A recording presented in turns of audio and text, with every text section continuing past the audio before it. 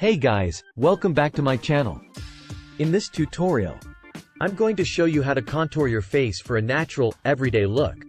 Contouring can seem intimidating, but it's actually quite simple once you understand the basics. Contouring is all about using shadows and highlights to enhance the natural shape of your face. To get started, you'll need a contour brush and a matte bronzer that's a few shades darker than your skin tone. It's important to choose a matte bronzer, as shimmer can make your face look too shiny and unnatural. Begin by sucking in your cheeks to locate the hollows of your face. This is where you'll apply the bronzer. Using your contour brush, apply the bronzer along the hollows of your cheeks, starting at your ear and blending inwards towards the center of your face. Be sure to blend well, so there are no harsh lines or obvious stripes.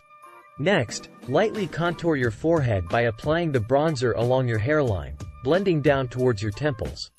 This will help to create a more defined forehead shape. Now, it's time to contour your jawline.